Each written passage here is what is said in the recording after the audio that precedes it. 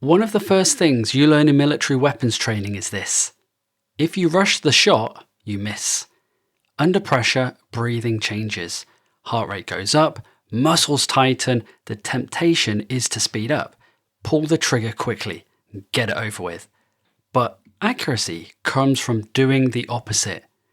Pause, breathe out, hold, then take your shot. And cognitively, I think modern professionals need to hear this more than ever. When pressure increases, most people speed up, and that's exactly when performance starts dropping.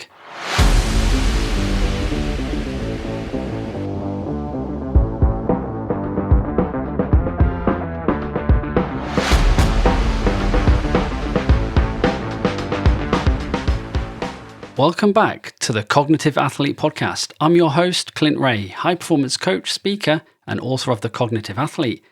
Last week, we explored decision quality under pressure, how overload, fatigue, and frustration affect the quality of our thinking. And one of the simplest ways to improve performance under pressure is learning how to pause.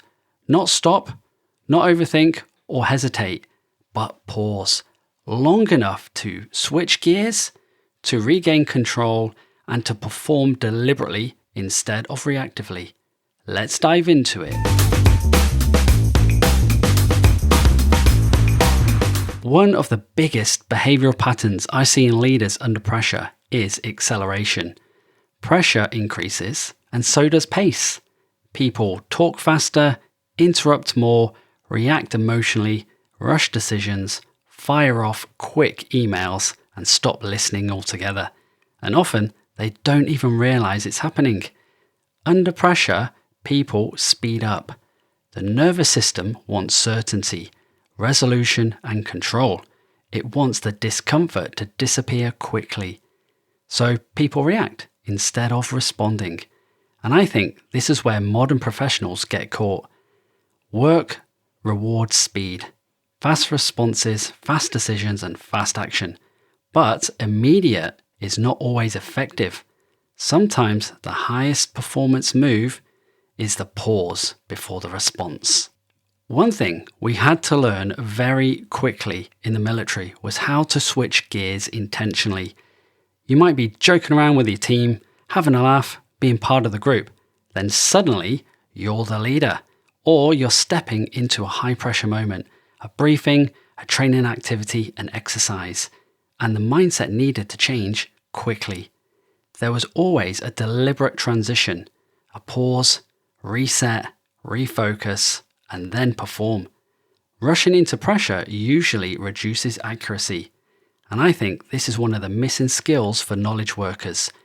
Very few people deliberately switch gears before important moments. They rush from meetings to emails, to Teams messages, to difficult conversation, to presentation, all without ever resetting. And then they wonder why they don't feel composed. One of the simplest ways to switch gears deliberately is through your breathing. In the military, we use breathing to regain composure and improve control under pressure. Athletes do this today. Formula One drivers like Max Verstappen on the start grid use breathing techniques before the start. Elite performers use it before competitions, and public speakers before they step on stage. Breathing controls state, and state influences your performance. One of the simplest techniques is something called box breathing. You breathe in for 4 seconds, you hold for 4 seconds, then you breathe out for 4 seconds, and then you hold for 4 seconds. Then you need to repeat that 4 times. It's really simple, but really powerful. And no, this isn't some wellness fluff. There is real science behind it.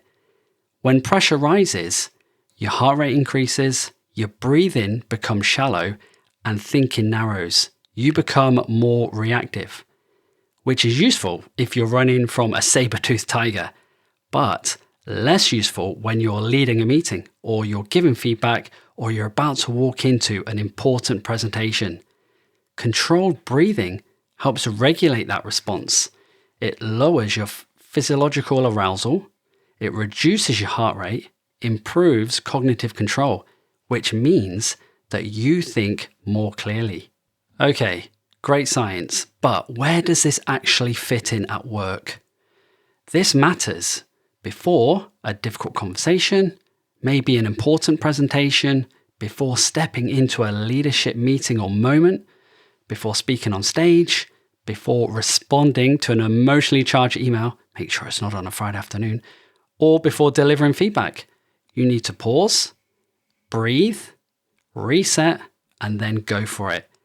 Even 30 seconds can completely change the quality of how you show up.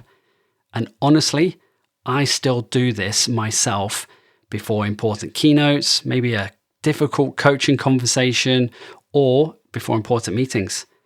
Composure rarely happens by accident. It's usually prepared for. This is the real performance skill, and this is what cognitive athletes do differently. They don't rush into pressure. They switch gears deliberately. Performance under pressure isn't accidental. It's trained. And often, the difference between reacting and performing well is a deliberate pause. The pause creates accuracy. So, let's make this super practical for this week. This week, it's about training composure before pressure arrives. You've got 3 actions this week. Action number 1. Identify a moment that requires composure. Get your diary out, look ahead in your week, and identify one situation where composure will matter. Maybe it's a performance conversation, presentation, maybe it's a leadership meeting that you need to be intentional at, maybe it's giving feedback, maybe it's even a challenging client interaction. Ask yourself, how do I want to show up in that moment? Composure rarely happens by accident. It's usually intentional. Action number 2. Practice your reset. Before that moment, pause, breathe, reset. Try box breathing. 4 seconds in, hold for 4 seconds, 4 seconds out, hold for 4 seconds, and then repeat that 4 times. Not to relax, but to regulate your nervous system. Action number 3. Notice when pressure speeds you up. This week, notice when pressure changes your pace. If you're talking faster, thinking faster, reacting faster, that's often your cue. You need to switch gears. And here is an important rule for this week. Don't wait until pressure arrives to practice composure. Train it beforehand. Under pressure, you rarely rise to the occasion. You default to the level of your training.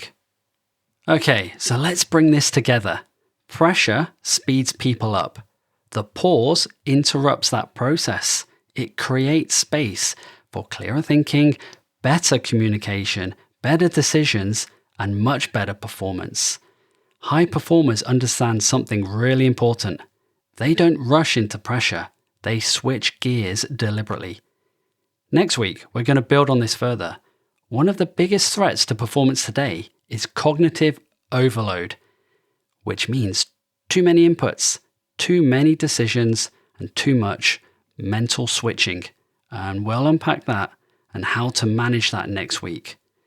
If this episode resonated with you, hit follow or subscribe. It genuinely helps grow the podcast and get it in front of those people who need it the most. And if someone came to mind while listening, share it with them.